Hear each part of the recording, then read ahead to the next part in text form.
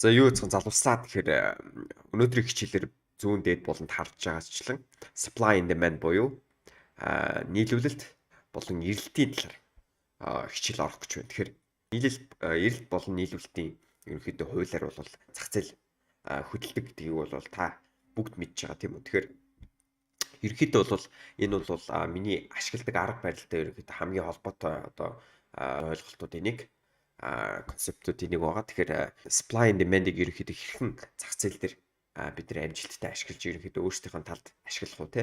Тэгээд хэрхэн амжилттай supply and demand-ыг тодорхойлж зөв supply and demand-уудыг та ерөнхийдөө таньж мэдэх үү гэдэг талаар ерөнхийдөө хичээл орох гэж байна. Та бүхэнд би харж байгаачлан ерөнхийдөө нэг 5 зүйлийг бичлэгийн хүрээнд тайлбарлаад ойлгуулах тийм зорилготой бол эдгээр зүйлийг бол биччихсэн байгаа.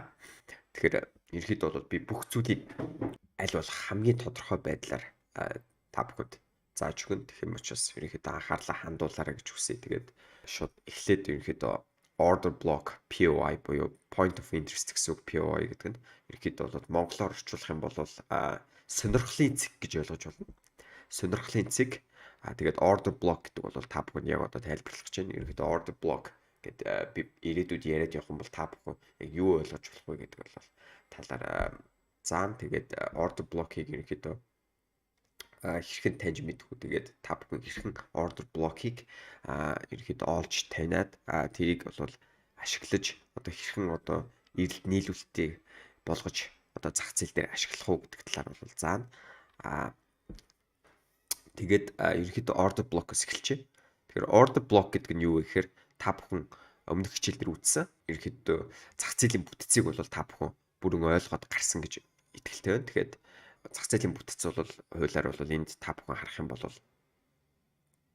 энд бол ингээд зах зээлийн бүтц ерөнхийдөө uptrend эндээс бол ингээд uptrend ингээд явж хагаад энд бол хамгийн анхны market shift буюу choke гэж ярьдаг.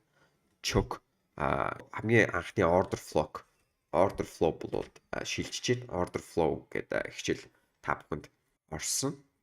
Тэгээд order block хичээлээр үзэх юм бол та бүхэн энийг мэдж байгаа. Order flow shift хамгийн анхны order flow shift буюу choke маань энд бол шилжсэн байна те. Та бүхэн харж байгаачлаа. Энд бол шилжчихсэн байна. Та бүхэн энд бол харах юм бол order flow shift шилжчихсэн байна. Тэгэхээр гэрээдээ бол choke бол та бүхэн харах юм бол энэ дээр байгаа ерөөдөө high-ыг бол аваад sweep хийгээд аваад буцаад унаад энд бол order flow shift маань бүрэн гүйцэд явагдчихсан байна те. Тэгж бол ойлгож болно. Choke явагдсан гэдэг маань бол бид нар uptrend байжгаад downtrend руу ингээд шилжсэнийг бол choke бол бидэрт таньж мэдгэд бол тусалж байгаа гэсэн үг. Тэгэхээр эхний choke явагдсанаар бол бид нар downtrend чиглэлтэй болсон байна гэж ойлгож болно. Downtrend чиглэлтэй болсон байна гэж ойлгож болно. Энд бол choke ингээ явагдчихсан байна. Тэгэхээр choke явагдсан учраас ерөнхийдөө ханш бол ингээ доош унах магадaltaй байна гэсэн ерөнхийдөө таамгийг бол бид нэр ханшийн энэ хөдөлгөөнийг хараад choke явагдсан байдлаар нь бол таньж мэдэх боломжтой байжээ. За тэгээд choke явагдсны дараа угаасаа ханш бол доошо downtrend чиглэлтэй болчихсон учраас ерөнхийдөө бидний зах зээл дээр хийх захиалга буюу orders маань бол short арилжаа буюу доошо чиглэлтэй sell арилжаанд бол орох боломжтой гэсэн үг. Ерөнхийдөө market structure буюу зах зээлийн бүтц маань бол доошо шилжчихсэн байна шүү дээ. За тэгэхээр энэ дээр бол ингээд choke явагдсны дараа бол бид нар downtrend руу ерөнхийдөө ханш бол шилжсэн гэж үзээд дандаа short арилжаанд орох нэ гэсэн үг. Тэгэхээр энэ дээр бид нар market structure сая ярьлаа шүү дээ. Market structure дээр хамгийн анхны market structure shift буюу шилжилт маань бол доошо шилжчихсэн. Uptrend байж байгаа downtrend болчихсон байна те. Тэгэхээр downtrend чиглэлтэй болчихсон гэдгийг бид нэр таньчихсан. За тэгэхээр энэ дэр нэг асуудал гарч ирж байгаа. Бид нар market structure-аар юу тодорхойлох вэ? Бид нар market structure-аар зах зээл хаашаа хөдлөх тэр чиглэлийг бид нар тодорхойлж чадна юм уу те. Market structure-ыг ашигласнаар бол бид нар за чиглэл маань бол доош юм байна. Эсвэл чиглэл маань дээш uptrend явагдах юм байна гэдэг трендийг цаашдын трендийг бид нар тодорхойлж таамаг гаргадаг тий. Чиглэлийг бол ингээд бид нар market structure-ийн тусламжтай бол аль хэдийнэ ингээд ойлгоод авчихлаа. Дараа нь бидэрт market structure-ыг одоо чиглэлээ бид нар ойлгочлаа. Тэгэхээр бидэрт яг юу дутаад байна гэхээр одоо баталгаа авах дутуу. Дээрэс нь хамгийн чухал зүйл болох энэ бидний ашигладаг арга барил болох одоо smart money concept дээр бол хамгийн чухал нөлөө үзүүлэх энэ аргачлалыг бол бий болгож байгаа зүйл маань бол юу вэ гэхээр supply and demand буюу одоо бидний сонирхлын цэг, order block тэдгээр зүйлүүд дээр ханш эргэж ирэхэд бид нар тэр сонирхлын цэг дээр хүрсэн цагт бид нар арилжаанд орж эхэлнэ. Нэмэлт баталгаануудаа бид нар аавна гэсэн үг. Оролтын нэмэлт баталгаануудаа бид нар авж эхэлнэ гэсэн үг. Тэгэхээр ханш тэр цэг дээр хүрээгүй цагт энийг бас та бүхэн маш сайн ойлгох ёстой.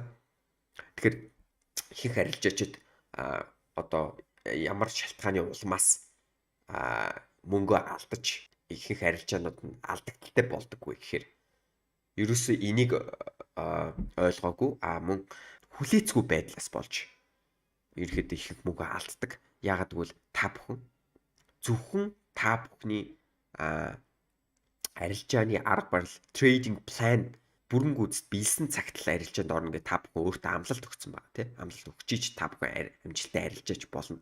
Тэгэхээр ерөөхдөө trading plan-ы талаар бол дараагийн хичээлүүд дээр орох байх. Тэгэхээр бол та бүхэн өөрийн гэсэн тийм арилжааны тийм дүрмтэй системтэй болцсон цагт тэрийг та бүхэн биелсэн цагт л арилжаанд орно гэсэн тийм өөртөө амлалт өгч гисэн байх ёстой.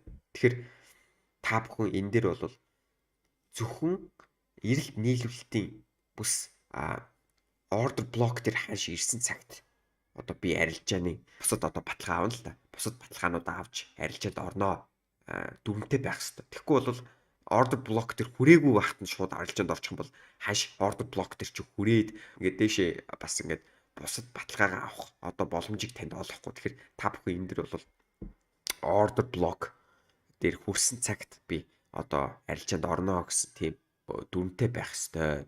Тэгэхээр бол энэ дэр бол бас та бүхэн ямар одоо бас давуу тал олгож байгаа гэхээр одоо арилжааны таны одоо чартн дээр зарцуулах арилжааны одоо тэр цагийг чинь бууруулж байгаа байхгүй. Тэгэхээр хаш бол та одоо яг таны сонирхлын цэг дээр одоо ингээд хаш явж илээ гэж бодоход одоо таны сонирхлын цэг болох одоо order block ч байна уу те сонирхлын цэг дээр одоо ханш ирсэн цагт л та одоо жишээ нь ингээд арилжаанд орж эндээс илүү баталгаануудаа авч иж орно гэсэн үг. Тэгэхээр ирээгүй цагт нь та одоо эндээс оролт орчих юм бол ханш хаашиж ирэх магадaltaй шүү дээ. Тэгэхээр та бүхэн ирсэн цагт л баталгаа авч оролт хийнэ гэсэн. Тэгэхээр order block гэж яг юу вэ те? Order block гэж юу? Ерөнхийдөө бол order block гэдэг маань бол та бүхэн олон төрлийн order block-ууд байгаа. Яг олон төрлийнх биш. Нэг төрлийн олон төрлийн гэж биш. Ерөнхийдөө бол order block маань бол олон төрлөөр хэлбэршдэг нэг зүйл гэдээ ойлгочих болно. Тэгэхээр order block гэдэг бол яг юу гэдгийг би та бүхэнд яг дэлгэрэнгүй тайлбарлана. Мөн market structure буюу одоо зах зээлийн өмнө нь үзсэн хичээлтэй зах зээлийн бүтцтэй хэрхэн order block-ыг хослуулж нэмэлт баталгаа олгож ашиглах уу гэдэг талаар одоо үзнэ. Тэгэхээр order block бол бидний одоо ашиглах арга барилтай бол зайлшгүй холбоотой.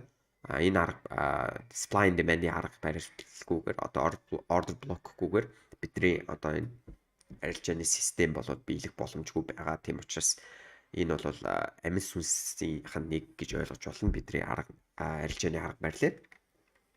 За тэгэхээр order block гэж юу вэ талаар ергээд оръё. За тэгэхээр order block. За ханш бол ингээд бидний үзсэнчлээ. За би энэ доор тайлбарлачих. Цэвэрхэн хэсэг дээр. За ханш ингээд uptrend явж илаа гэд төсөлчээ. За ханш ингээд uptrend явж байгаа тохиолдолд бидний order block бол ерөөхдөө бол энд ингээд жишээ байршилж болно. Тэгэхээр order block-ыг бол тодорхойлтын та бүхэнд хэлчихье. Order block гэдэг бол тодорхой хэдэн шаардлагууд order block дээр байх ёстой. Order block-ийг би та бүхэнд ерөнхийдөө энэ зүгээр зураглалаар эхлээ тайлбарлажээ.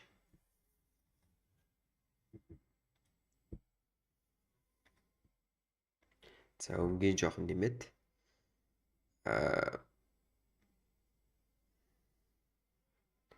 за энэ нь бол бидний ногоон лав байна. За энд бол улаан лав авах хэрэгтэй. За тэгэхээр ногоон лав.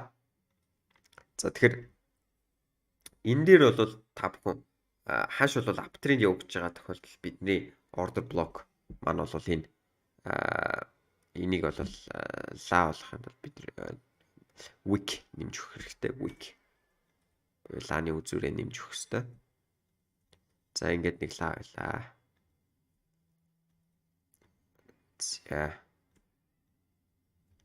За ингээд нэмчихье. За энэ дээр бол бидний order block бол яаж хэлбэршиж чинь гэхээр за энэ дээр бол за нэг жоо ажиллуулчих. За тэгэхээр бидний order block гэдэг маань бол uptrend яваа цагт ийм uptrend явж байгаа цагт бол бидний order block нь улаан candle гэж ойлгочих болно. Энэ улаан candle. За энэ улаан candle бол бидний одоо сонирхлын цэг болж ирж байна гэсэн үг. Нэгсдээ order block маань болж ирж байна гэсэн үг. Тэгэхээр ерөнхийдөө бол хаш uptrend явж байгаад нэгсэндээ uptrend явж байгаад энд бол байршуулчээ. За тэгээд uptrend явж байгаад одоо ханшийн одоо ингээд бүтцийг эвдсэн байлаа. Ханшийн бүтцийг ингээд эвдсэн байлаа те. Break of structure буюу босс маань бол энд хэлбэрсэн байна те. Энд бол break of structure явагдсан. Break of structure явагдсан те. Тэгээд энэ break of structure-ыг үүсгэсэн одоо тэр хөдөлгөөн маань одоо бидний order block болж өгч байгаа энэ улаан candle маань бол яг энэ break of structure тэрийг үүсгэсэн хөдөлгөөнийг үүсгэсэн улаан candle маань бол бидний яг ногоон candle-ны өмнөх одоо энэ улаан candle шүү дээ. Энэ бол бидний сонирхлын цэг нэгсэндээ order block маань болж өрнө. Одоо энэ бол uptrend-ийн үед бол юу болж үйлчлэх вэ гэхээр бидний одоо энэ үзэж байгаа эрэлт болж үйлчлэнэ энэ order block маань. Тэгэхээр ханш бол энэ break structure-ыг явагдсны дараагаар ханш бол энд эргэж боссож шалгаад тэгээд ботсон байна те. Тэгэхээр order block дээр ханш ирэхэд ханш reverse буюу одоо буцаж хөдлөх магадлал нь бол өндөр байдаг гэж ойлгочих болно.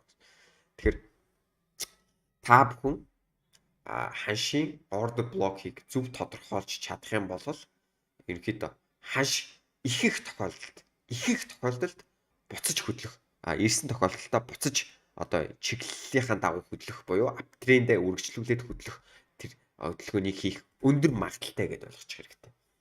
За тэгэхээр за энийг тодорхойлчлаа те. Тэгэхээр та бүхэн одоо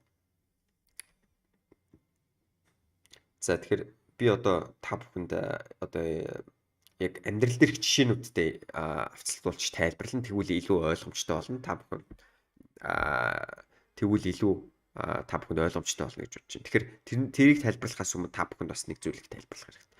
Тэгэхээр энэ order block маань бол хүчтэй болохын тулд яг ямар хүчин зүйлүүд одоо байж ш одоо энэ order block маань бол хүчтэй байх бэ гэсэн одоо үндсэн тийм тодорхойлтууд байна л да. Тэгэхээр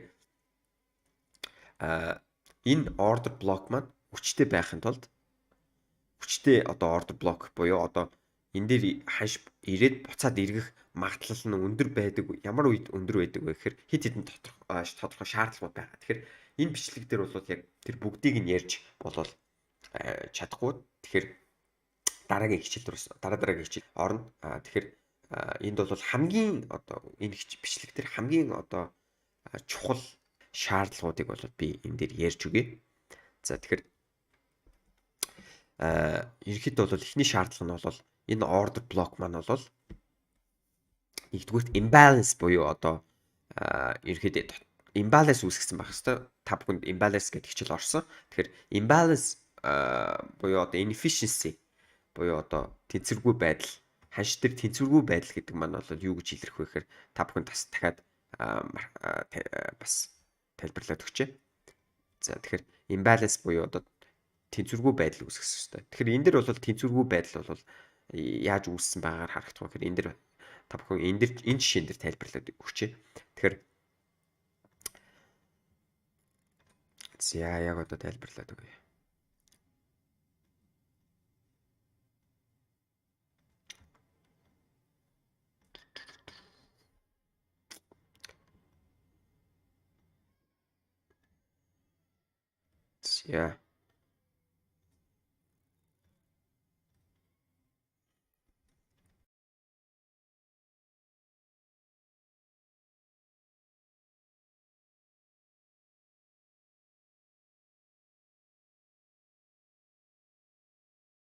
За тэгэхээр энд бол imbalance үүссэн байна.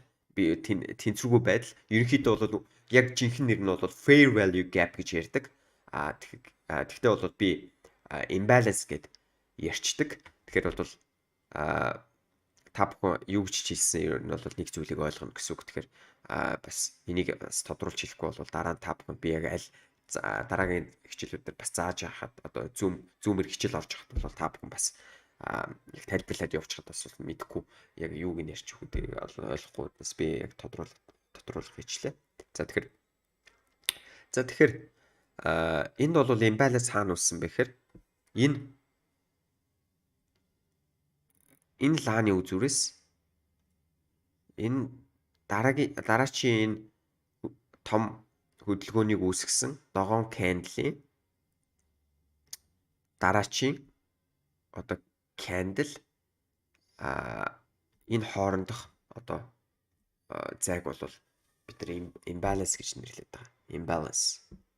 За нэгсэндээ imbalance-аар бид нар юг тодорхойлж болох вэ гэхээр ерөнхийдөө бол ханш бол ихэвчлэн imbalance-ыг бол нөхөж явдаг гэж ойлгож байна. Тэгэхээр заавал нөхчиж ерөнхийдөө бол тодорхой хөдөлгөөнөө хийдэг гэж ойлгож байна. Тэгэхээр ханш дээр бол imbalance үүссэн байлаа гэж бодоход бол та бүхэн ирээдүйд хизээ нэгэн цагт бол энэ imbalance маань нөхөгднөө гэдээ ойлгочих болно гэсэн үг. Амарчлаад та бүхэн хамгийн амархан байдлаар ойлгох гэж би хичээж байна. Тэгэхээр тэгээд ойлгочих болно. Тэгэхээр ерөнхийдөө бол ханш яагаад энийг заавал нөхдөг вэ гэхээр ханш бол хөвчлэн ерөнхийдөө та бүхэн ханшийг харах юм бол дандаа нөхцөн байна. За та бүхэнд бодит жишээн дээр бас дээр жишээн дээр харуулъя. За тэгэхээр энд бол жишээ нь ингээд imbalance үүссэн биз дээ. Энд бол imbalance үүссэн байна. За бүдэг өнгөр яч. Энд бол ханш бол энийг заавал нөхсөн байна те. За ханш бол энд бол бас жишээ нь imbalance үүссэн байна. Imbalance үүссэн. Яг тэгвэл энэ лааны үзүүрээс энэ лааны үзүүр хоорондох цай гэсэн imbalance бол энд нөхөгдсөн байна. Хөнгөгдөнгүүтээ та бүхэн харах юм бол энэ дээр маш том reaction явуулаад дээш өссөн байна те. За энд бол бас томоохон imbalance үүссэн байна. Бас нөхөгдсөн байна. Тэгээд буцсан байна те. За энд бол дахиад imbalance үүссэн байна те. Imbalance үүссэн байна. За гэх мэтчлэн бол ханшин дээр бол ерөнхийдөө imbalance үүссэн бол ихэвчлэн нөхөгддөг. Тэгээд та бүхэн харах юм бол ихэнх тохиолдолд бол ханш imbalance нөхөд явцсан байгааг бол эндээс харж болно. Шууд тэр даруйда нөхөд явцсан байгааг харж болно. За энд бол та бүхэн харах юм бол uptrend явагдчих тий. Uptrend явагдсан. За тэнгууд uptrend явагдаад за ойртуулаад харах юм бол энд бол uptrend явагдахдаа хэлж байгаачлан миний хэлж байгаачлан imbalance үүссэн байна. Тэ? Imbalance үүссэн байна. Imbalance үүсээд буцаад ханш энэ дэр imbalance дээр ирээд буцсан байна. Тэгэхээр imbalance бол сонирхлын цэгээр бол бас үйлчлдэг. Гэхдээ энэ ханш эргэж буцахтаа бол энэ бидний order block дээр ирсэн байна. Тэ? Ягаад гэвэл order block гэдэг бол юу вэ? Та бүхний би заасан order block гэдэг бол энэ томоохон одоо бүтцийн задралыг үүсгэсэн одоо break of structure буюу бүтцийн задралыг үүсгэсэн одоо энэ одоо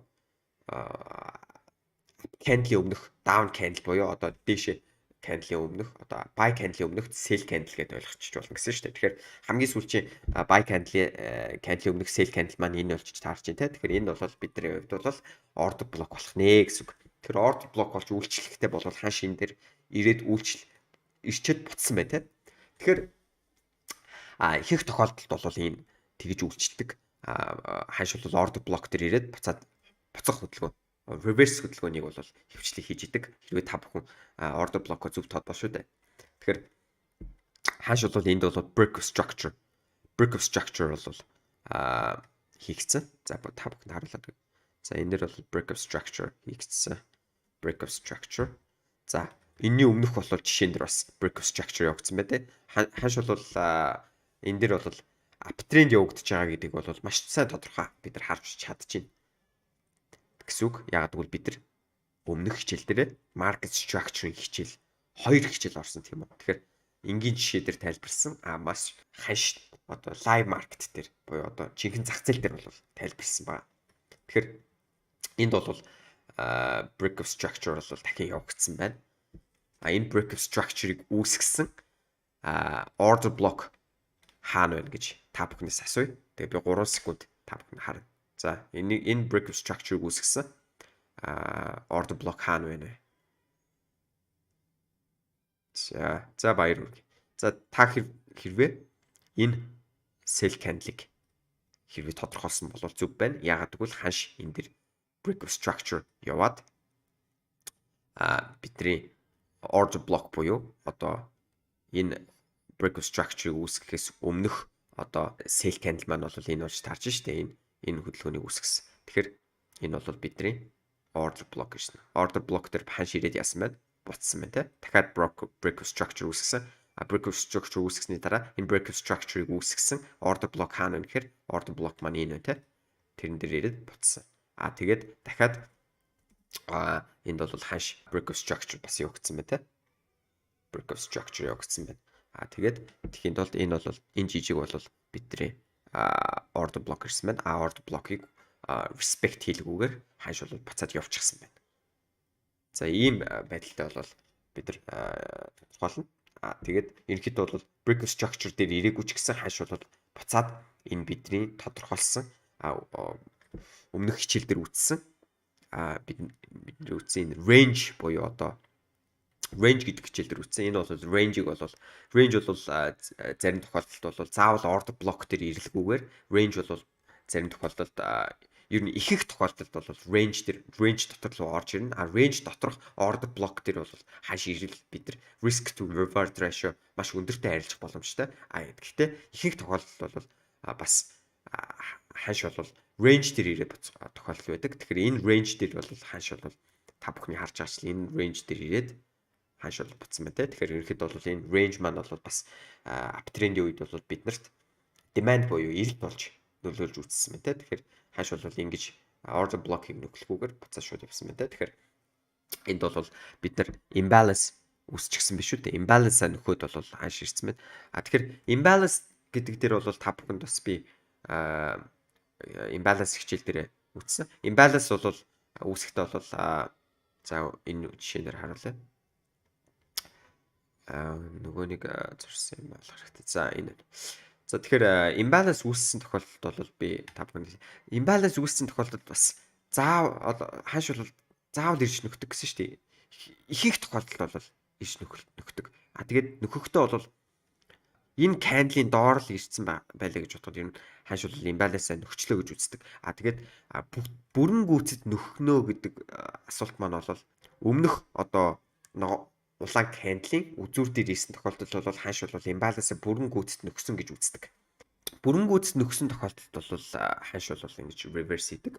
Бүрэн гүйцэд нөхөөгүй ч гэсэн reverse хийгээд эсвэл дундалтаа ирээд 50% нөхөд reverse хийчих боломжтой. Тэгэхээр ямар ч боломжтой гэсэн үг. Зах зээлийг бид нар таамаглах болохоос заавал ингэж тэгэх ёстой, ингэх ёстой гэж хүчилж болохгүй. Хүчлээд ирэх юм бол та алдагдaltaд орно. Тэгэхээр ханш бол яг юу ихтэй өөрөө л тэрийг хийдэг. Тэгэхээр бол энд бол алгоритмын хувьд бол заавал ингэж бүтэн нөхөх албагүй гэдгийг бол та бүхэнд хэлчихье. Тэгэхээр ханш бол энд бол imbalance үүссэн байна. Тэгээд ингээд нөхөхдөө бол хаанч нөхөж болно. Тэрнтэй адилхан саяны тайлбарсан жишээн дээр биднэрт бас имбаланс үүссэн байна те. Тэгэхээр та бүхэнд ингээд жишээтэй хамт тайлбарлавал илүү ойлгож байгаа гэдэгт би бол бүрэн гүйцэтгэлтэй байна. За тэгээд энд бол имбаланс үүссэн байна те. За та бүхэн харах юм бол би энд за энд бол биднэрт имбаланс хаана үүссэн бэ гэдгийг та бүхнээс асуучих. За энд бол имбаланс үүссэн байна те. Тэгэхээр имбаланс хаана үүссэн бэ гэхээр энэ лааны үзүүрээс энэ лааны үзүүрт бол бидний имбаланс үүссэн байна гэж ойлгож байна. Тэгэхээр энэ хэсэгт бол имбаланс үүссэн байна те. Тэгэхээр имбаланс бол одоо break of structure-ыг явуулахдаа бол imbalance үүсгэж гаргасан учраас бидний томьёор бол бид нар энэ order block-ыг бол хүчтэй order block гэж ихэд тодорхойлох хэрэгтэй. Тэгэхээр хаш бол энэ order block дээр ирсэн тохиолдолд өсөх магадлал бол өсчин гэсэн үг. Яагаад гэвэл бид нар order block-ыг зөв тодорхойлсон гэсэн үг. Order block зөв тодорхойлохын тулд order block-ыг зөв таньж мэдхэд бол imbalance үүссэн байх хэрэгтэй. Энэ order block үүссний дараа энэ дээл бол imbalance үүссэн учраас бид нар энийг бол хүчтэй order block гэж тодорхойлно. Нэгсэндээ order block-ыг зөв тодорхойлсныг би хүчтэй гэж илэрхийлээд байгаа болохоос хүчгүй order block гэж байхгүй. Ерөнхийдөө бол order block-ыг зөв тодорхойлсон гэсэн үг. Valid буюу одоо хүчин төгөлдөр order block бол болж гисэн байна гэж ойлгож болно. За тэгэхээр ханш бол энд break of structure явагдсан дараа imbalance үүсгэсэн байна. Imbalance-тай хамт ингээд break of structure үүсгэсэн байна. Тэгэхээр энэ бол өндөр магадaltaй order block гэж ирж байна. Тэгэхээр order block болсон гэсэн үг. Зөв тодорхойлсон гэсэн үг. Тэгэхээр энэ order block дээр ханш бол ирээд буцаад эргэх хөдөлгөөн хийх магадлал маш өндөр гэсэн үг. За тэгэхээр энд бол дотор нь бол энэ ариад бол бид нар хэлсэн imbalance үүссэн байна шүү дээ. Imbalance үүссэн. Тэгэхээр энэ imbalance-ыг ханш заавал эргэж шалгадаг гэсэн шүү дээ. Тэгэхээр ханш яасан байгааг та бүхэн бас харуулъя. Тэгээд бүүм нөхөгцсөн те. Ханш бол хангалттай нөхөгцсөн. Заавал энэ дээр ирж бүтэн нөхөх албагүй. Гэхдээ ерөнхийдөө бол ханш бол 50% дээр ч юм уу те ирээд нөхсөн байна те. Тэгэхээр энэ бол аль хэдийн нөхөгцсөн. Тэгэхээр аль хэдийн ингээд нөхөгцсөн тооцоод явчихна гэсэн үг. Тэгэхээр ханш бол дахиж эргэж бол энэс энэ хоорондох зай одоо имбалансыг бол нөхөх шаардлагагүй нөхөж болно. Гэхдээ бид нар тэр нөхөлтийг бол хүлээхгүй гэсэн үг. Тэгэхээр бол тэгээд ойлгочих бол цаавал нөхөх шаардлагагүй гэсэн үг. За тэгэхээр буцаад жишээн дээр очие. За энийг юу ч гэсэн зя. Тэгэхээр тийм байна. За тэгэхээр за энэ дээр буцаад жишээн дээр ирэх юм бол за тэгэхээр дахиад нэг тайлбарлах юм нь бол ханш бол ерөнхийдөө та бүхэндээс liquidity гэдэг хичээлдээ бас авцалдуулж үзэх юм бол би бас liquidity гэдэг хичээл орсон. Тэгэхээр liquidity гэдэг хичээлтэй холбогдуулж бас тайлбарлаж өгье гэж бодлоо. Нэг нь тайлбарлаж байгаа учраас. За тэгэхээр бид нар break of structure-тай холбоотой бол энэ дээр тайлбарлчихсан те break of structure-ыг үүсгэсэн order block бол imbalance үүсгэсэн.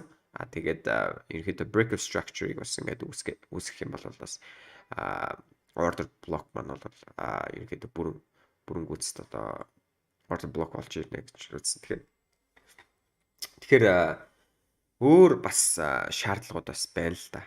Order block-ыг бүрэн гүйцэд тодорхойлохын тулд тэгэхээр илүү хүчтэй болохын тулд те order block маань бол нийт нэг үндсэн л одоо хоёр л шалтгаан. Сая бол нэг нь ярьчихсан.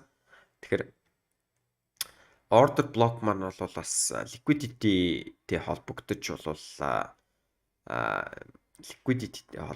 ерөнхийдөө тэр order block маань яг order хүчтэй үйлчлэх магадлал нэг хэсэг гэсэн үг. Тэгэхээр та бүхэн энэ тайлбар эхлээд ингээд зургаар тайлбарлаад өгчээ.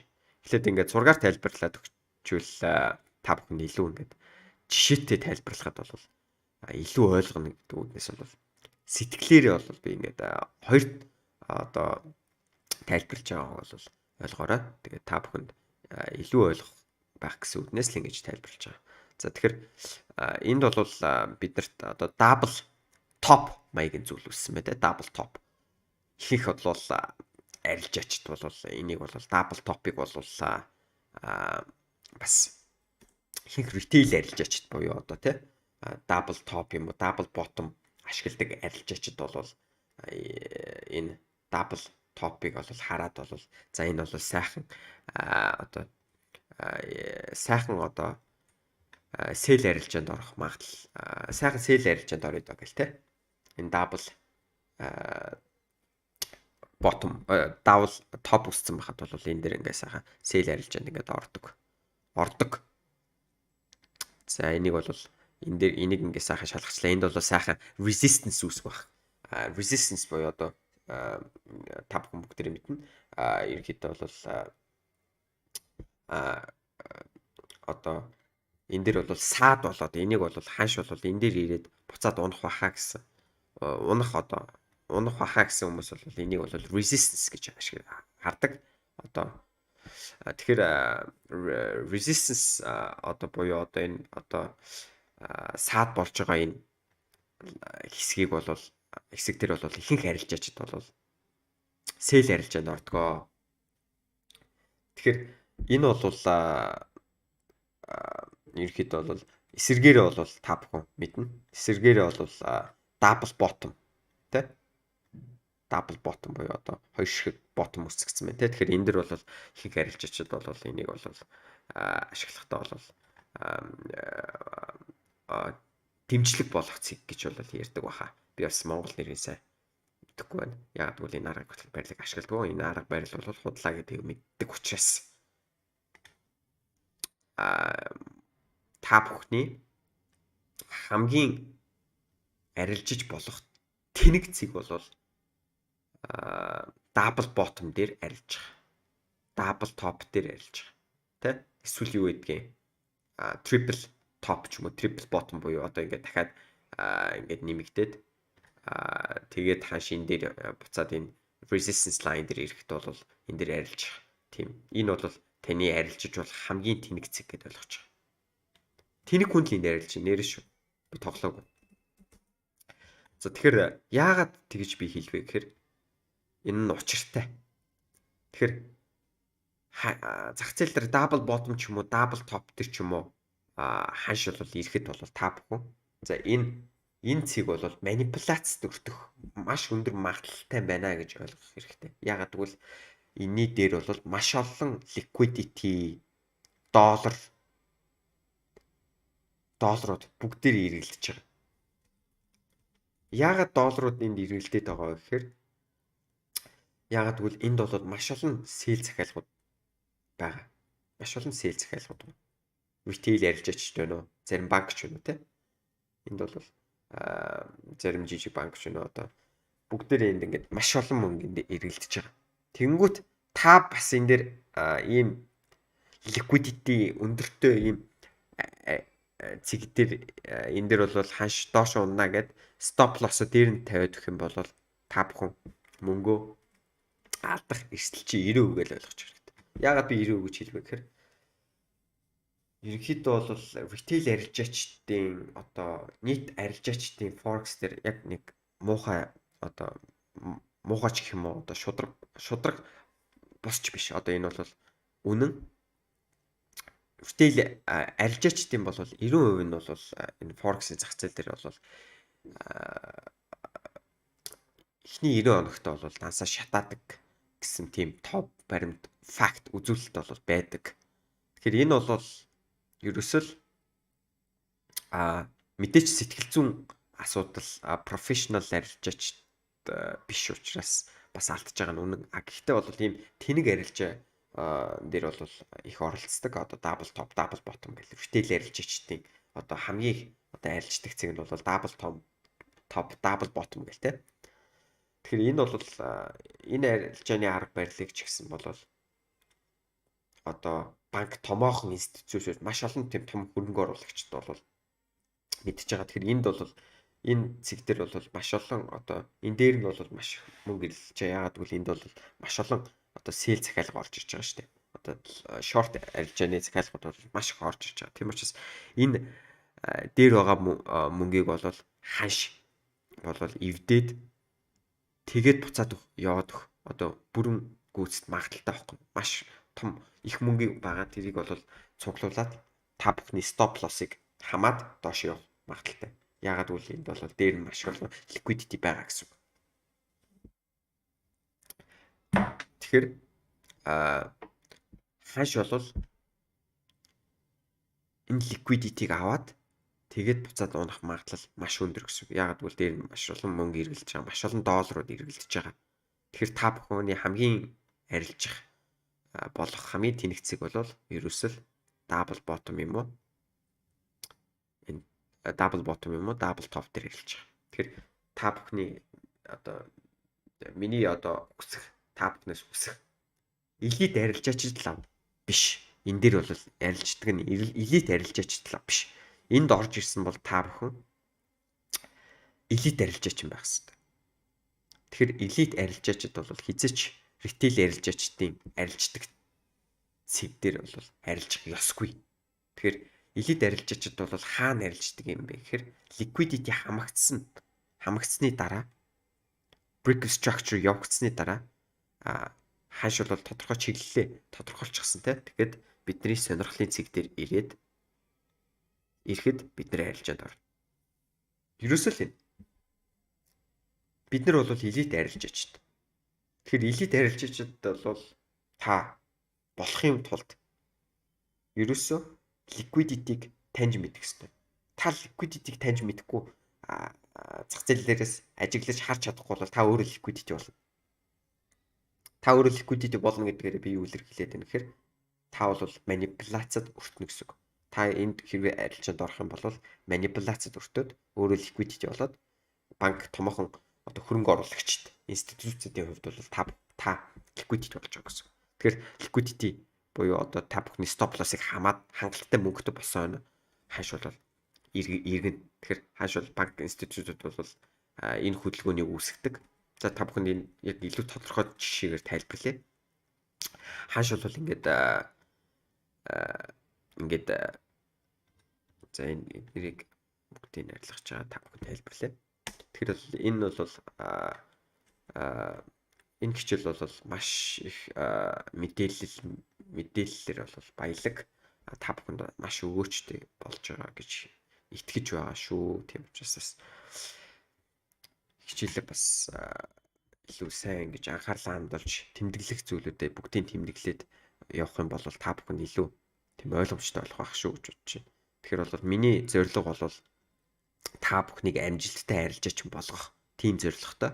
Тийм учраас та бүхэн амжилттай арилжаач болох юм бол би бас өөрөөрөө бас бахархал маань бол нэмэгдэнэ гэсэн үг. Тэгэхээр би бас ингээд зорилго тавьчихсан учраас энэ зорилготой бол хүрнэ гэж бодож байгаа. Угаасаа хүрнэ. Тийм учраас та бүхнийг элит арилжаач болгох одоо тийм замналдаа бол би бол маш баяртай, маш excited одоо болдог. Тийм учраас бас та бүхэн ч гэсэн энэ дэр хичээгэр гэж та бүхнээс хүсэж байна. Тэгэхээр та бүхэн бас дараачийн ерөнхийдөө хэдэн сарыг бол яг энэнд зориулчих юм бол та бүхэнд би амлая. Та бүхэн ашигтай арилжаачин, элит арилжаач болж чадна гэдгийг бол би та бүхэнд бүрэн гүйцэд амлаж чадна. Тийм учраас та бүхнээс энэ юу шаардах вэ гэхээр та бүхнээс хичээл зүтгэл, цаг хугацаа шантралгүй байдлыг шаардна. Гэхдээ энэ зүйл бол тань та тэднийг золиослоноор хизээч харамсахгүй гэдгийг бас би бас та бүхэнд давхар амлаж байна. За тэгэхээр эргээд хичээлд оръё. За тэгэхээр энд бол double bottom ч юм уу, double top triple top ч юм үүссэн байна. Triple top үүссэн байна. За тэгэхээр энэ бол ерөнхийдөө бол банк томоохон институтийн хувьд бол сайхан өгөөж болох цэг байна. Тэгэхээр ерөнхийдөө бол зах зээл дээр бол мэдээч хизээч одоо 90% нь бол алддаг зах зээл. Тийм учраас 90% нь бол энэ дээр мэдээч алдж байгаа. Энэ бол яг 90% биш. Хэдэн ч ерөнхийдөө ойролцоо хөв байж болно. Би яг ихэнх одоо юун дээр бол 90% гэдэг болохоор би 90% гэдээ ярьж шүү. За тэгэхээр энд бол дээр нь бол маш их доллар эргэлдэж байгаа тийм. Одоо мөнгө эргэлдэж байгаа. Тэгэхээр хааш бол таны хамгийн арилж болох тэнэг цэг бол энэ гэсэн. Тэгэхээр бид нар хаана арилжих вэ? Бид нар яг хаана арилжих вэ гэхээр бид нар энэ liquidity одоо хамагдсны дараах энэ дээрх долларууд авагдсны дараах энэ дэрх стоп лосстууд хамагдсны дараа бид нар. Тэгэхээр бидний хувьд бол тэр retail арилжаачд бол бидний хувьд бол liquidity болчихсон гэсэн. Тэгэхээр энэ liquidity хамагцсныг хүлээснээр бид нар одоо хааш бол хангалттай их ерөөхдөө мөнгийг бол банк институтууд бол цуглуулчихсан. Тэгэхээр ханшийн энэ хөдөлгөөнийг юу үсгдэг вэхээр банкуд үсгдэг. Банк томоохон институтууд үсгдэг. Нэгсэндээ энэ дээр байгаа долларуудыг одоо энэ нэгсэндээ liquidity-г хамдаг гэсэн үг. За тэгээд хамах хөдөлгөөн буюу одоо ногооноор би тэмдэглэжээ. За энэ хөдөлгөөнийг явуулсны дараагаар бол хааш бол буцаад эргээд ундаг. Яагаад гэвэл энэ доор бол маш их liquidity байгаа шүү дээ. Доор энэ дээр болохоор харах юм бол double bottom болсон мэт. Тэгэхээр энэ дээр бол хааш бол энэ liquidity-г хамахаар буцаад явдаг. Тэгэхээр энд бол та бүхэн харах юм бол энд бас доллар доор нь эргэлж байгаа шүү дээ. Энэ дээр он чинь доор бас double triple top доор нь бол байгаа. 4 евро л үссэн байна шүү дээ. Тэгэхээр хааш бол энийг бол бас манипуляц хийх нь ойлгомжтой. Тэгэхээр энд бол ийм хөдөлгөөн үргэлжлэхэд бол retail арилжаачдаас бол маш олон retail арилжаачд эндээс энэ хөдөлгөөнөөс алдагдал хүлээдэг. Тэгэхээр ямар арилжаачдад бол эндээс алдагдал хүлээдэг вэ гэхээр нэгдүгürt support and resistance арилжаачд эндээс алдагдал хүлээдэг. Support and resistance гэдэг нь болохоор support-ээр худалдаж аваад resistance дээр зардаг арилжаачд. Энд дээр бүгд манипуляцд хүртэнэ гэсэн үг. Энд бол double bottom ч вэ, triple bottom ч вэ. Энд дээр бол бүгд хааш бол энэ бол ингээд хаашиг энэ одоо ногоон candle-ыг бол банк үүсгэсэн гэж ярьсан шүү дээ. Банк үүсгдэг гэж ярьсан те. Энэ манипуляцийг үүсгэж байгаа.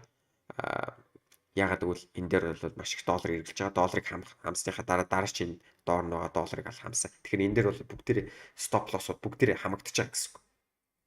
Тэгэхээр бол энд бол энэ дээр энийг задрал дээр орсон нэгдүгürt одоо задрал дээр орсон арилжаачд бол стоп лосс энэний доор тавьчих гэж байгаа тийм. Энэ одоо энэ дараа энэ одоо double bottom triple bottom-ийн доор тавьчих гэж. Стоп лоссыг хамсан. Тэрнээс өмнө нь хоёр арилжаачд эндээс хохирол амссан. Нэгдүгürt энэ дээр орж байгаа. За би нэг энэ дээр орж байгаа. Эндээс sell орж байгаа. Stop loss дээр нь тавиад өгсөн. Арилжаач орж байгаа. Энэ дээр бол resistance арилжаач бол орсон байна. Support and resistance арилжаачд эндээс энэ орой дээрээс sell дараад энэ дээр энийг бол маш хүчтэй одоо эсэргүүцлийн цэг буюу resistance цэг гэж үзээд энэ дээр stop loss тавиад өгөхөд энэ аюулгүй гэж бодоод тэгээд эндээс sell арилжаа entry point хийдэг. Тэгтэл хааш бол яасныг та бүхэн харж байна. Ногоон candle-аар нэгснэ банкуудыг үүсгэсэн хөдөлгөөнөөр эвдэгдээд стоп лоссуудыг бүгдийг хамаад тэгээд доошо хангалттай мөнгө цуглуулсныхаа дараа доошо манипуляц хийсэн мэ тийм үү. Тэгэхээр энэ хөдөлгөөнийг хийснээр бол банкуд бол хангалттай хэмжээнд ханшиг бол хөдөлгөх одоо боломжтой болсон гэсэн үг. Тийм учраас буцаа sell арилжаад орсон. Тэгэхээр ерөнхийдөө бол алгоритм ингэж ажилладаг. Тэгээд энэ ногоон candle-ыг бол энийг бол хааш бол одоо жишээ нь энэ ногоон candle-ыг үүсгэхийн тулд бол хааш бол хэдэн зуун сая долларыг бол банк томоохон институтууд бол энэ жижиг энэ одоо candle-ыг энэ дээдлийн одоо манипуляц хийж байгаа энэ candle-ыг үүсгэхэд бол зарцуулсан. Тэгэхээр жишээлбэл энийг үүсгэхэд одоо жишээ нь 100 сая доллар зарцуулсан байлаа гэж үү. Энэ ногоон candle гаргахын тулд 100 сая доллараар лонг ерөөдөө орчиж одоо нэгсэндээ энэ хөдөлгөөнийг position нээжиж энэ хөдөлгөөний үүсгэсэнтэй position нээжиж buy position нээжиж энэ хөдөлгөөнийг үүсгэсэн. Тэгээд дараа нь эндээсээ илүү их мөнгөөр зарсан. Эндээс 500 сая доллар гэж хэлчих. Энэ жишээ шүү. 500 сая доллар.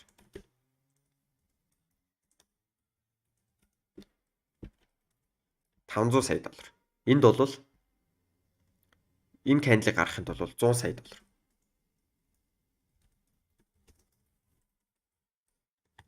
За ингээд төсөлч тэ. Тэгэхээр 100 сая доллараар худалдаж аваад 500 сая доллараар зарсан. Тэгэнгүүт энэ хөдөлгөөн юу үүсгэж байна? Та бүхэнд би сая заасан. Энэ хөдөлгөөн юу үүсгэж байна? Та бүхэн энэ candle гэд үзчих. Энэ хөдөлгөөн юу үүсгэж байна? Зөв. Энэ хөдөлгөөн бидний илээдсэн order block-ийг үүсгэж байна, тэ? Зөв. Order block-ийг үүсгэж байна. За. Тэгээд дараа нь энд бол ханш бол ингээд зарах хөдөлгөөн хийгээд явж болно шүү дээ. За, ингээд хөдөлгөөн хийчлээ. За, ингээд хөдөлгөөн хийсэн байлаа гэж төсөөлье. За, ингээд хөдөлгөөн хийсэн байлаа гэж бодоход. За, бас үзсэн. Юу хэлбэрч гарсан байна. Зөв.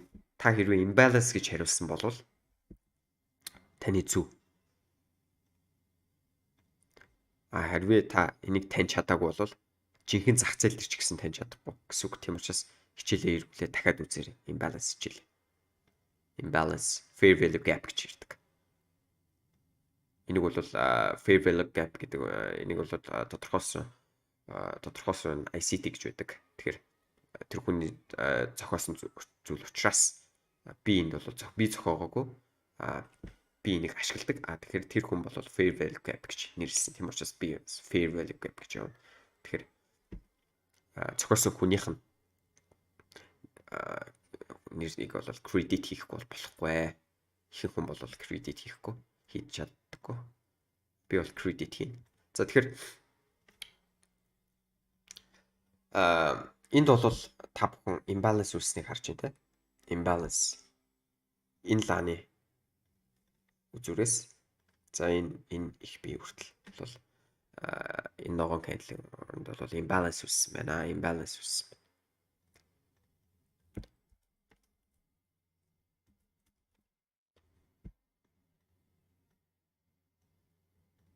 За тэгэхээр imbalance үүссэн. Imbalance үүссэн үед бол энэ candle маань бол бидний хувьд бол imbalance үүсгэсэн байна, тэ? Нэгдүгürt. Дээрэс нь бидний энэ яриадсан liquidity-г хамж авсан байна. Liquidity-г хамж авсан буюу одоо sweep хийсэн гэж ярьдаг. Sweep. Би дараач энийг бол sweep гэдээ яриад явна. Sweep хийчихсэн. Liquidity-г хамчихсныг бол sweep гэдээ ярьчихна. Liquidity sweep. Liquidity sweep. Ерхэд liquidity sweep гэх нь одоо өнгөрсөн цаг дээр ярих юм тулд. За тэгэхээр sweep гэж биччихье. За тэгэхээр liquidity айл хэдийн хамагдчихсан гэдээ ойлгочих болно. Би хэрвээ энийг дараач одоо та бүхэнд Discord дээр одоо та бүхэнд чарта хуваалцахдаа одоо чарта тайлбарлаж яагаад энэ арилжаанд орсон шалтгаан эдрийг тайлбарлахад бол эдрийг бол бүгдийг тайлбарлаж өгнө. Тэгэхээр та бүхэн энийг хараад liquidity swift гэдээ харах юм бол liquidity хамагдсан гэдээ ойлгочих болно. Тийм учраас энийг үтсэн бол тэрний талаар бити асуугаарай. За тэгэхээр liquidity хамагдсан нэгдүгээр одоо order block болох шалтгаан маань энд бол биелчихсэн хүчтэй order block яг зөв order block болох одоо юу маань бол биелчихсэн. Хоёрдугаар хамгийн том шалтгаан болох imbalance үүсчихсэн. Тэгэхээр ханш буцаж ирээд бидний сонирхлын цэг болох энэ order block-ыг шалгаад mitigate гэж ярьдаг. Mitigation гэж ярьдаг. Би энэ та бүхэн харах юм бол зүүн дээд болонд mitigation гэж биччихсэн байна, тэ? Mitigation. Нэгсэн доо. Банкуд энэ буцах хөдөлгөөнийг хийдэг гэсэн үг. Банкуудыг хийж байгаа хөдөлгөөн гэсэн. Тэгэхээр банкуд бол энэ хоёр хөдөлгөөнийг үүсгэсэн шүү дээ. Томох институтууд маш их мөнгөөр бид нар бол тэдний жаргах тийм үү. Тэгэхээр энэ том хөдөлгөөнийг бол бид нар хийх боломжгүй. Зөвхөн банк томох институтууд хийнэ. Яагаад гэвэл тэд нар маш их мөнгөөр арилждаг. Маш их мөнгө гэдэг маань маш их том эрэл нийлүүлэлт гэсэн үг. Тэгэхээр энд бол liquidity хамагдсан imbalance үүсгэж гисэн бидний хувьд бол маш боломжтой order block үссэн. Тэгэхээр order block энэ дээр ирэнгүүт бид нар sell арилжаанд орно гэсэн. Тэ? Тэгэхээр ойлгомжтой болсон байх гэж найж байна. Тэгэхээр энд бол банкуудын нэг үүсгчэд банкуд буцаж ирдэг. Банкуд буцаж ирдэг. Order block дээр буцаж ирдэг. За банкуудын буцаж ирэх хөдөлгөөнийг яагаад хийж юм гэхээр бас 130 шалтгаантай. Миний ярьж байгаа бүгдээр алгоритмын дагав ярьж байгаа шүү. Их арилжаачд бол танд бол энийг заахгүй. Хинч заахгүй. Би бол яг алгоритм хэрхэн ажилладаг талаар та бүхэнд зааж байна.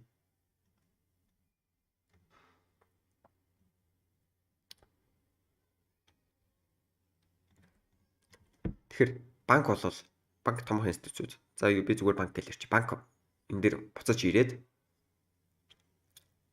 тэгээд энд золиослсон 100 сая доллароо хаагаад нэгсэндээ банк бол энд бол энэ liquidity-г авахын тулд 100 сая долларыг бол золиослоод 500 сая доллараар ингээд sell арилжаанд орсон. Тэгэхээр банк бол энэ хөдөлгөөнийг та бүхэнд би хэлээ.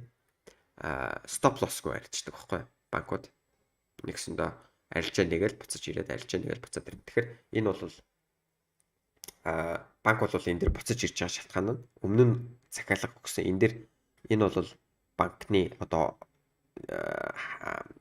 позицион нээлтийн хашуу тий. Тэгэхээр эндээс нээгээд тэгээд унсан тий. Тэгэхээр энэ дээр ирээд нэгсэндээ энэ order block дээр ирээд нээсэн цэг дээр ирээд хааш бол буцаад унах магадлал маш өндөр байдаг. Яагаад гэвэл томоохон банкуд энэ дээр ирчээд нөгөө алдагдaltaй байгаа 100 сая долларын алдагдaltaй байгаа 100 сая доллараар орсон энэ позишноо хаагаад буцаад хөдөлгөөнөө үргэлжлүүлдэг гэсэн үг. Илүү их мөнгөөр зараад. Тэгэхээр энд бол ингэсний дараа маш том одоо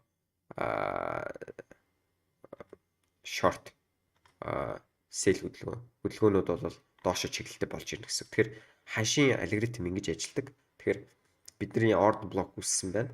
Liquidity хамагдсан байна. Imbalance үүсгэж гисэн байна. Imbalance нөхчихсэн байна. Imbalance нөхөхдөө бидний order block дээр хүрчихсэн байна. Order block дээр хүрээд ханш бол алгоритмын хувьд бол энэ банк position хааж байгаа гэсэн үг.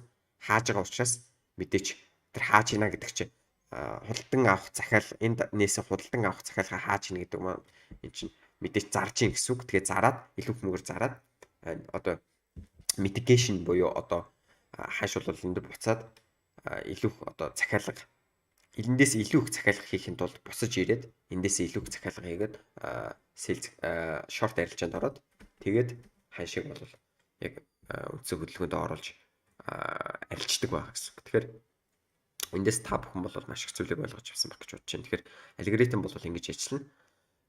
Бидний order block маань бол зөв одоо хүчтэй order block болохын тулд бол энэ эдгээр зүйлүүдийг хангасан байж иж хүчтэй order block болж ийн сонирхлын цэг маань болж ирнэ гэсэн үг. Тэгэхээр би бол та бүхэнд бол яг хэрхэн одоо ханш хөдөлж байгаа тэр илүү ингэ задлж ойлгуулж байгаа гэдгийг ойлгоорой. Тэгэхгүй бол та бүхэн яагаад ийм гэдэг асуулт бол байнга гарч ирж байна. Тэр нь бол зөв та бүхэн байнга өөрөөсөө яагаад энэ хөдөлгөөнийг хийх болов гэж асуух хэрэгтэй. Тэгэхээр бол та бүхэнд би алгоритм бол ингэж ажилладаг талаар бол зааж өглөө. Тэгэхээр яхаш бол энэ дэрг бол 50% нөхсөн ч болно. 50% нөхсөн ч болно. Шууд энэ дээр ирсэн ч болно. Гэхдээ бид нар бол эндээс арилжаанд орно. Stop loss-ыг бол энэ дээр тавьж өгч арилжаанд орно гэсэн үг. Тэгэхээр бол бид нар арилжаанд орохдоо энэний stop loss-ыг дээр тавиад тэгээд ингээд short арилжаанд орж болох нэ гэсэн үг.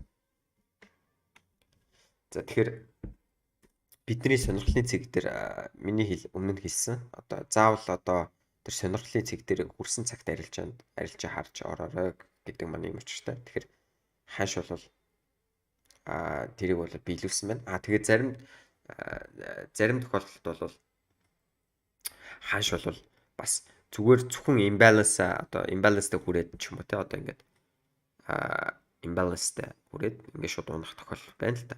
Imbalance-ыг 50% нөхөж ч юм уу бидний одоо order block-ыг яалгүйгээр одоо сонирхлын цэг дээр хүрлэхүүгээр те. Тэгэхээр бол зарим арилжаачд бол imbalance-ыг imbalance дээр хүрэхээр арилждаг. Миний хувьд бол яг одоогийн арга барил маань бол зөвхөн order block дээр хүрсэн цагтлаар одоо сонирхлын цэгт хүрсэн гэдэг одоо богино цаг дээр баталгаа аваад оролтоо хийдэг байгаа. Тэгэхээр таач гисэн бас тэгэр гэж уриална. Гэхдээ imbalance дээр бас та бүхэн арилжиж болно. Хэрвээ та stop loss-оо нэг swing high-ын дээр тавьж өгч чадна гэвэл та бүхэн ерөөдөө stop loss арай томсгоод тэгээд тэр stop loss-ийн хэмжээ чинь танд тааламжтай risk to reward-ийн хувьд бол тааламжтай байх юм бол та бүхэн энэ imbalance төр ч гэсэн орж болно гэсэн үг. Тэгээд гол нь энэ swing high-ийн дээр stop loss-ыг тавьж өгч чадчихвэл гэсэн үг шүү дээ. Тэгэхээр тэгэхээр та хэрвээ зөвхөн order block дээр арилжна гэж одоо өөрийнхөө арилжааны план, trading plan-да тусгаж өгсөн бол тэрэндээ хүрсэн цагт л арилжаад ор.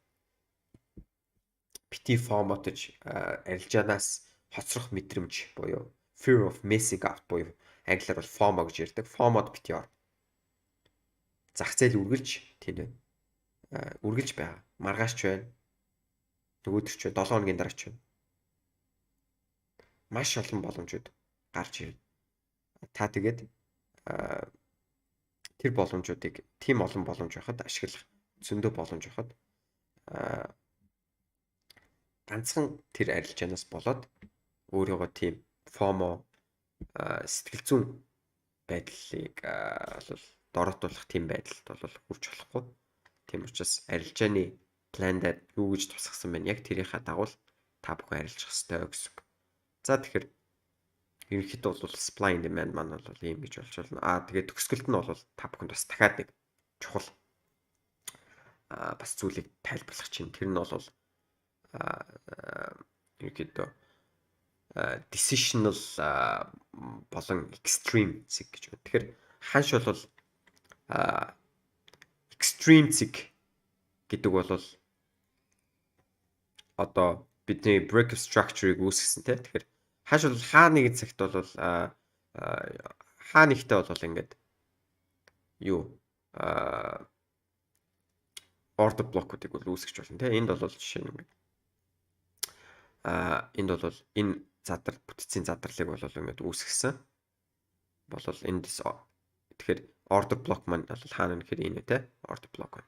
Order block тэр ханш бол ирээд уусан байна те. Тэгэхээр бид нар order block-ийн дагуу ингээд арилжаандаа хэрвээ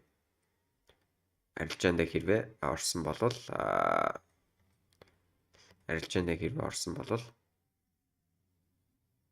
сайхан ашигтай арилжах боломж байсан мэт те. Гэхдээ та бүхэн эндээс харах юм бол энэ ямар нэгэн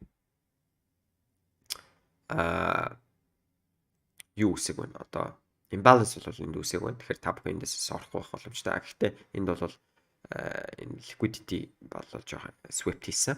Энд бол liquidity дээр мөнгө байсан. Энийг бол ягаад гэвэл энд бол бас support арилжаачд бол эндээс дээр нь stop loss-ыг тавих ч юм уу те. Энэ улаалаа энийг бүрхий таагдсан байхад engulfing candle гэж одоо жишээ орсон байлаа гэж бодоход энийг бол swept хийчихсэн. Тийм учраас бол энэ swept хийчихсэн учраас энэ order block маань хүчин төгөлөөр ажилласан гэдэг бас ойлгоод. Тэгэхээр энд бол хийдийгээр imbalance байгаагүй ч гэсэн энд бол liquidity swept хийчихсэн. Тэгээд энийг бол бүтцийн задрал үүсгэж гисэн. Тэгэхээр ийм учраас бол заавал одоо аль нэг заавал одоо бүгдийг одоо хийх шаардлагагүй шүү дээ. Одоо яг хүчин төгөлдөр болохын тулд тэгэхээр энэ liquidity sweep хийсэн хараахан бол энэ imbalance үүсгэж чадаагүй.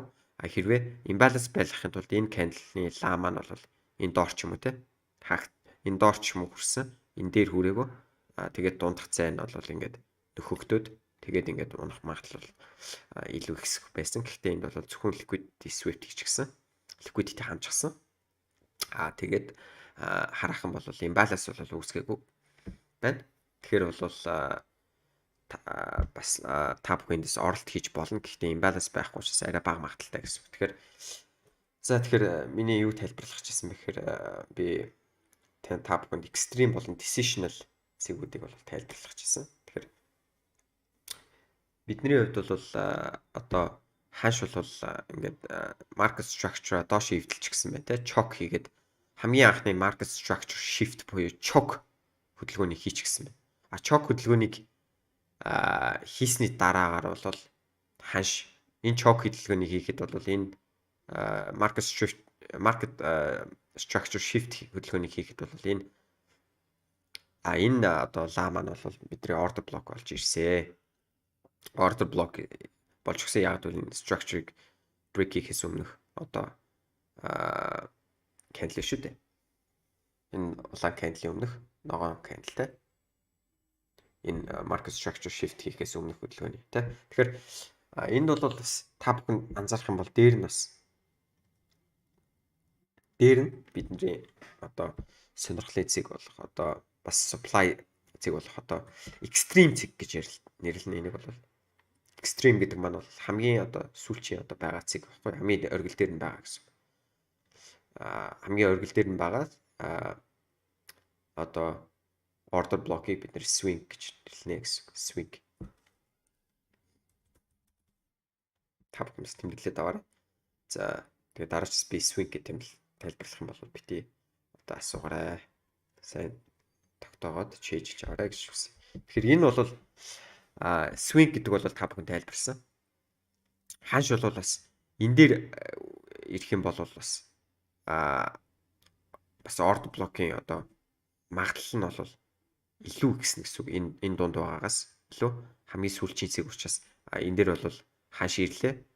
Буцаад одоо reverse хөдөлгөөн буюу одоо буцах хөдөлгөөнийг бол хийх маш өндөр магадлалтай гэсэн үг. Яагаад гэх юм бол энэ ханш бол энэ хөдөлгөөнийг хийхдээ бол хамгийн сүүлчийн одоо хамгийн дээр байгаа extreme цэг дээр бол extreme swing цэгийн одоо swing одоо point-ийн одоо дээр байгаа шүү дээ тий. Тэгэхээр энэ бол extreme гэж нэрлэнэ. За би энийг swing гэд нэрлэв. Extreme гэд нэрлэхгүй бол extreme гэд нэрлжтэй. Тэгэхээр extreme цэг дээр бол ханш ирэхтэй бол илүү хүчтэй нөлөөлнө гэсэн. Тэгэхээр би дараад өөр жишээн дээр тайлбарлах бол энэ бол swing цэг дээр ирэх учраас. Тэгэхээр энд бол хоёр төрлийн order block байна шүү дээ. Нэг order block байна. Хоёр order block 2 байна те. За би энийг бас нэрлэж. Энд бол order block 1 те. Order block 1. За энд бол энэ доор бол order block 2 үссэн. За тэгэхээр order block 1, order block 2. Тэгэхээр order block 1 нь бол илүү хүчтэй ягаад гэвэл extreme цэг дээр байна. Тэгэхээр энэ ямар цэг юм бэ те? Энэ ямар нэртэй одоо order block вэ? Ямар хаана байгаас шалтгаалаад order block ямар төрлийн order block юм гэдэг нь тодорхойлогдож байгаа. Тэгэхээр энэ бол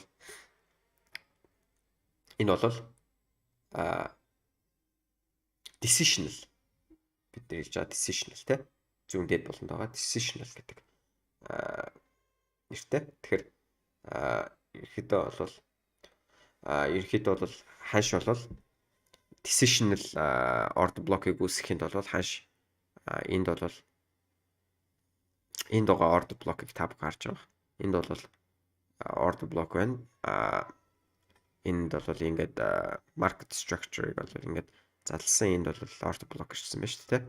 Тэгэхээр энд бол ханш хэдийгээр break structure явагдаад order block дээрсэн боловч нэг бол задлсан. Тэгснээр бол market structure болоо shift хийгдсэн буюу солигдсон те. Uptrend-ээс downtrend руу шилжсэн гэж бодож болно гэсэн те. Тэгэхээр downtrend руу шилжсэн. Одоо энэ market structure shift-ийг үүсгэсэн order block маань бол энд үүссэн. Энэ order block төр ханш бол ирээд унсан. Хэдийгээр энэ хөдөлгөөнийг хийчихэд extreme цэг дээр ирсэн бол энэ order block 2-оос order block 1 нь илүү үйлчлэх магадaltaй байсан. Яагаад гэвэл extreme цэг илүү үйлчлдэг гэсэн үг. Тэгэхээр энэ extreme цэгээс дээшээ өөр дэм supply нийлүүлэлт байхгүй учраас энэ order block илүү үйлчлэх магадaltaй байсан гэсэн үг. Тэгээд Энэ бол extreme цэг гэж нэрлэж байгаа. Ягаад extreme биш. Энэ бол уучлаарай. Энэ бол decisional цэг гэж нэрлэж байгаа. Decisional гэж яагаад нэрлэж байгаа гэхээр decisional болохын тулд бол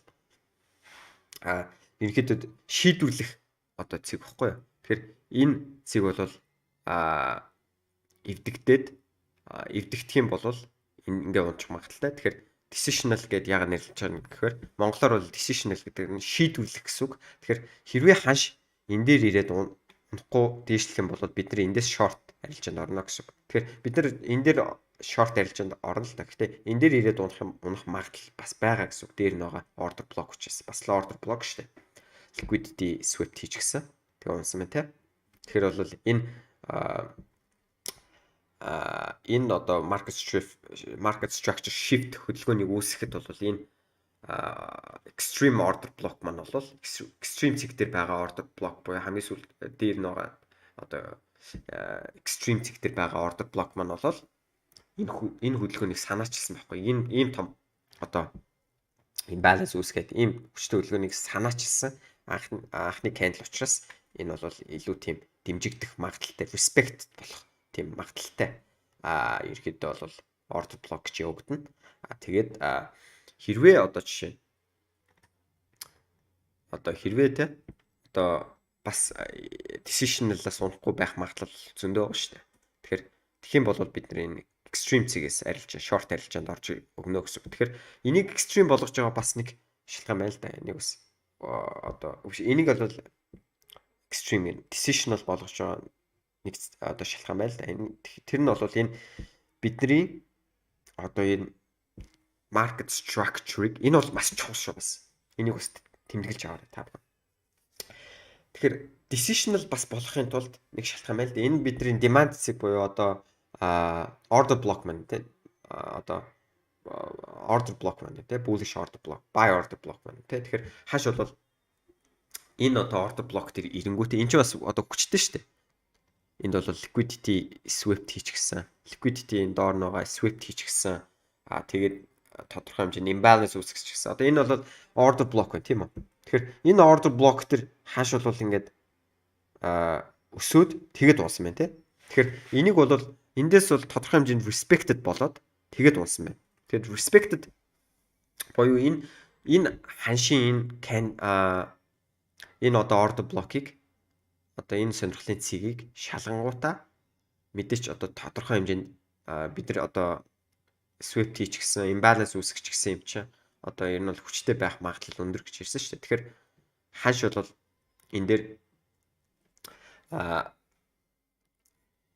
reaction гэж ярьд юм дээ. Reaction одоо тодорхой хэмжээр react үзүүлээд тэгээд унсан байна те. Тэгэхээр тийм учраас энэ бол decisional болж байгаа шүү. Тэгсээс энд одоо дунд байгаа юмнууд бол юм болгоно decisional байгаад байхгүй гэсэн. Одоо энэ чинь order block үүссэн байлаа гэж бодоход эндээс ямар нэгэн одоо хүчтэй demand дээр reaction явуулаад буцаад унаагүй бол энэ бол decisional. Энэ дунд хэрвээ order block байсан байлаа гэж бодоход бол тэр decisional order blockт ороход decisional цэг дээр биш гэсэн үг. Тэгэхээр энд бол decisional болгож байгаа нь эндээс тодорхой хэмжээнд react-сны дараагаар order block үүсгээд тэгээд унсан байна те. Тийм учраас энэ бол дэмжигдсэн байгаа шүү. Order decisional болсон байгаа шүү те. Тэгэхээр бол decisional гэж байна. Тэгэхээр decisional гэдэг маань ингээд жишээ энд бол ямар хөдөлгөөн явуулсан бэ гэхээр энд бол ингээд uptrend явуулсан байна те. Тренд явуулсан байна. Тэгэнгүүтээ ханш бол энэ дээр явангуудаа ингэнгүүтээ react-слаад ингээд унсан байна те. Тэгэхээр эндээс та бүхэн харах юм бол энэ дээр биднээс choke хөдөлгөөн явагдчихсан те. Choke хөдөлгөөн явагдчихсан. Choke хөдөлгөөн эндээс явагдаа. Тэгээд буцаад нэг шалгаад унсан байна те. За энэ дээр бол та бүхэн тайлбарлах юм бол энд бол маш олон зүйл явагдсан байна шүү дээ. Эндээс бол энд бол бидний order block буюу одоо buy order block буюу энийг сэтэлсэн order block маань бол үүсмэ те. Энэ одоо break of structure-ыг дэшээ break of structure үүсгэсэн order block imbalance дотроо үүсгэчихсэн. Тэгээд эндээс тодорхой хэмжээнд эхний reaction явагдсан. Эхний reaction явагдсны дараагаар энд бол эхний reaction buy candle гарч ирсэн те. Эхний reaction явагдсны дараагаар энд бол liquidity-г тодорхой хэмжээнд бас хамагдсан. Liquidity хамагдсны дараагаар liquidity хамагдсныхаа дараагаар энд бол дахиад order block үүсгэж гисэн. Order block маань дэмжигдсэн. Тэгэхээр энэ бол extreme цэг болж байгаа. Extreme цэг болохын тулд та бүхэнд одоо юу шаардлагатайг бол сая тайлбарлалаа. Extreme цэг болохын тулд одоо энэ demand маань одоо энэ энд бол choke явагдсан шүү дээ. Choke явагдсан. Тэгэхээр энд бол market structure shift хийж хахад одоо жишээ нь энд бол demand үүссэн. Энэ demand дээр reaction үзүүлээд тэгээ унстай. Reaction үзүүлээд шууд унсан. Тийм учраас энэ бол extreme цэг болж байгаа. Тэгээд энэ extreme цэг дээр байгаа order block нь хүчтэй болохын тулд энэ liquidity энд бол та бүхэн харах юм бол энэ liquidity-г хамсан те. Liquidity-г хамсан. Liquidity-г хамаад хүчтэй одоо order block болох одоо шаардлага хангачаад унаад тэгээ буцаад дэмжигсэн те. За тэгэхээр энд бол дээр нь бол extreme цэг байна те. Extreme цэг. Энд бол бас дахиад order block байна шүү дээ. Тэгэхээр энийг бол extreme гэж нэрлэдэг байна. Extreme. Би энэ доорх дээр та бүхэнд decisional гэж бичиж чаад extreme гэж бичсэн байх шүү. Энэ хоёрын орж байгаа андуурат. За тэгэхээр уучлаарай. Тэгэхээр энэ бол decisional болж ирж байгаа шүү залуусаа. Тэгэхээр decisional цэг дээр бол яагаад decisional гэж нэрлсэн бэхээр шийдвэрлэх мөч. Ханш хэрвээ энэ decisional цэгийг дэмжихгүйгээр сэтлээд явчих юм бол extreme цэг дээр ирэх учиртай учраас энэ дээр одоо шийдвэрлэх мөч гэсэн үг л одоо энэ дээр ирээ дэмжигдэх нь дэмжигдэхгүй бол одоо дэмжигдэхгүй тийм байх юм бол энэ дээр ирэх гэсэн одоо энэ дээр ирэнгүү цээл арилжаанд орно гэсэн тийм одоо шийдвэрлэх одоо цэг баггүй. Тийм учраас бол decisional гэж нэрлсэн. За тэгэхээр extreme цэг дээр одоо жишээ нь ингээд ирээд одоо change of character явагдсан байна шүү дээ тий. Тэгэхээр ханшин дээр одоо та бүхэн бас хаана арилж вэ гэдэг нь бас айгүй чухал. Одоо жишээ нь энэ choke хөдөлгөөнийг одоо үүсгэж яхад энэ том цагийн одоо жишээ нь том цагийн одоо сонирхлын цэг дээр одоо ханш ирээд энэ ханш аптрend явагдаж хагаад ирээд тэгээд энэ choke хөдөлгөөнийг үүсгээд choke хөдөлгөөний market structure богино цаг дээр ч юм уу 15 минут дээр ч юм уу те 4 цагийн одоо сонирхлын цэгийг одоо хүрчээд тэгээд 15 минут дээр ингээд choke хөдөлгөөн үүсгээд тэгээд ингээд унсан байна шүү дээ. Тэгэхээр энэ хөдөлгөөнийг болвол үүсгэж байгаа тохиолдол хааш бол бас ингээд downtrend руу шилжиж байна гэсэн үг те. Тэгэхээр энэ бол ийм нэмэлт одоо энэ одоо үүсгэж байгаа одоо шалтгаан нь тэгээд хэрвээ ингээд 4 цагийн за энийг та бүхэн одоо жишээ нь ингээд 4 цаг дээр энэ бол 4 цагийн юу гэд нэрлэв. 4 цагийн одоо сонирхлын цэг дээр хүрсэн байлаа гэдээ ойлгож байна. POI буюу point of interest буюу англи нэрээр би биччихэ.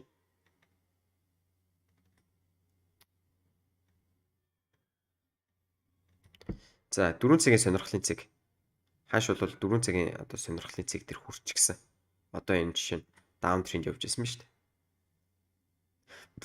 За ингээд 4 цагийн сонирхлын цэг дээр бол ингээд хүрчихсэн байлаа гэж төсөөлье.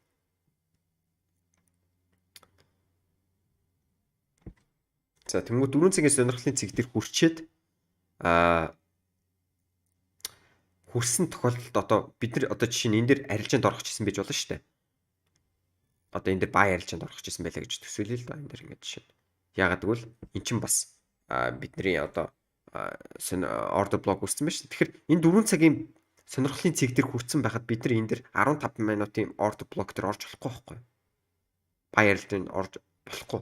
Хэдийн энэ дээр break structure явагдсан order block маань төгсөн order block үүссэн ч гэсэн бид нар энэ дээр бай арилжаанд орж болохгүй. Ягаад гэвэл 4 цагийн сонирхлын цэг дээр одоо сонирхлын цэг буюу одоо нэг нийлүүлэлтийн бүс дээр энэ дээр бол том цагийн нийлүүлэлтийн бүс үүссэн байна шүү дээ. Гэсэндээ том цагийн order block ч юм уу те үүсчихсэн байна. Тийм учраас бид нар том цагийг үл хүндэтгээд 15 минутын break structure-ыг бодоод энэ дээр бай арилжаанд орж болохгүй шүү дээ. Тийм биз дээ. Ям хар ухаанаар ботсон. Ягаад гэвэл 4 цагийн хөдөлгөөн дээр чинь энэ 15 минутын breakfast хүрсэн тохиолдолд 15 минутын breakfast structure явагдаад бид нар sell арилжаанд breakfast structure одоо market structure shift буюу choke хөдөлгөөн явагдах магадлал маш өндөр байхгүй энэ 4 цагийн сонирхлын цэг дээр ханш үрдсэн байлаа гэж бодоход. Тэгэхээр 4 цагийн сонирхлын цэгийг чинь мэдээч энд бол breakfast structure үүсгэж байгаа шүү дээ. Одоо 4 цагийн breakfast structure. За тэгэнгүүт бидний одоо энд бол одоо бид нар 4 цаг дээр бол down trend явагдаж штэ. Down trend яг бол энэ breakfast structure 4 цаг дээр явагдсан. Тэгэнгүүт бид нар богино цаг руу шилжүүлээд энд бол ингээд 15 минут тийм одоо чинь breakfast structure-уудыг бол хараад ингээд бид нар нэгсэн доо энэ хөдөлгөөн чинь болвол энэ хөдөлгөөн чинь өөрөө ямар хөдөлгөөн байна? Correction буюу одоо засвар хөдөлгөөн байгаа зү. Засвар хөдөлгөөн. Тэгэхээр энэ засвар хөдөлгөөнийг бол 15 минут 4 цагийн засвар хөдөлгөөн өсөж штэ энэ дэр. Тэгэхээр 15 минутын одоо breakfast structure 15 минут дээр бол ханш бол ингээд яваад ингээд сайхан breakfast structure-ууд ингээд явж болно. Тэгэнгүүт та бүхэн 4 цагийн одоо сонирхлын цэг хүртэл одоо жишээ нь хэрвээ correction хөдөлгөөн дээр бай арилжаанд орж байгаа бол том цагийнхаа үндсэн дээр одоо 4 цагийн сонирхлын цэг хүртэл одоо жишээ нь арилжах боломжтой. Одоо range ч юм уу те энэ дээр бол 4 цагийн range үүссэн мэ те. Энэ 4 цагийн range хүртэл одоо жишээ нь одоо хэрвээ correction дээр арилжиж байгаа бол одоо засвар хөдөлгөөн дээр одоо бай арилжаанд орж байгаа бол ерөөхдөө энэ хүртэл хүлээн. Тэгэхээр энэ хүрчээд тахад бид нар энэ 15 минутын breakfast structure үүсгэсэн. Тэгээд ханш одоо 15 минут дээр uptrend байна гэд энэ дэр хэрвээ орох юм бол бид нар алдагдал хүлээнэ. Яагаад гэвэл бид нар буруу газраа ороод байна. Яагаад гэвэл бид нар 4 цагийн сонирхлын цэг дээр хүрчихсэн реакцлаад явж байхад нь бид нар арилжаанд орж ийн гэсэн үг. Тэгэхээр бид нар 4 цагаа том цагийн бол илүү ингэж харж том цагаас богино цаг руу шилжүүлж дунд цаг руу шилжүүлж ингэж арилжах хэрэгтэй. Тэгэхээр энийг бол бас ерөнхийдөө яг үндсэн концепт буюу одоо аргачлалуудаа заасны дараагаар ерөнхийдөө яг бүгдийг холиод ингээд бүх аргачлалуудаа холбоод ингээд би заа гэж бодож ирсэн. Гэхдээ энэ дэр бол тайлбарлалчлаа. Тэгэхээр та бүхэн бас аац тавиад энийг гүцэд үзээд тэмдэглэл хөтлөөд бас явах юм бол бас дараа нь тайлбарлах та нар эн чинь юм шүү дээ. Ийм байна гэсэн тийм ойлголтыг илүү ойлгож авна гэсэн үг. Тэгэхээр энэ бичлэгээр бас би илүү зүйл тайлбарлчихлаа. Бас тий. Тэгэхээр та бүхэн бас дараа нь бас энэ талаар ярих том цагийн хамаарлын талаар ярих юм бол бас илүү ойлголттой болно гэж бодож байна. Тэгээд энэ хичээлээр бол би та бүхэнд зааж өгье гэсэн бүх зүйлүүдээ бүрэн гүйцэд зааж чадлаа. Тэгээд энэ бол mitigation гэдэг бол та бүхэн зүгээр л одоо энийг одоо сонирхлын цэг дээр бидний одоо order block дээр хүрчлээвэл одоо mitigation одоо тий сонирхлын цэг дээр хүрж байгааг л одоо mitigation гэж нэрлэдэг байгаа. Ихэвчлэн бол алгоритмын хувьд бол банкуд бол энэ хөдөлгөөнийг хийж байгаа гэсэн шүү дээ. Тэгэхээр тэр банкуд маань бол ордероо одоо илүү их ордер авахын тулд одоо буцаж ирээд одоо энэ захиалгаа хаагаад илүү их одоо захиалга хуримтлуулад тэгээд одоо зарах одоо захиалга ирж оруулж ирсэн гэсэн. Тэгэхээр ерөнхийдөө бол та бүхэнд өнөөдөр зааж өгье гэсэн зүйлүүдээ ерөнхийдөө бүгдийг бүрэн гүйцэд би заачглаа гэж бодож байна. Тэгээд нэмээд илүү бас том цагийн бас хамаарлыг бас дэлгэрэнгүй тайлбарлаж өглөө. Тэгэхээр энэ бичлэг бол маш их тайлбартай сурах зүйл маш ихтэй байсан байх ёстой тийм хичээлүүдийн нэг шүү. Тэгэхээр та бүхэн элит арилжаачин болох одоо эхлэлээ бол тавьж байна. Тэгээд хичээлдээ анхааралтай оролцсон ерөөхдөө сурагчтай бол баярлалаа тэгээд дараагийн хичээлээр уулзлаа баяртай залуусаа.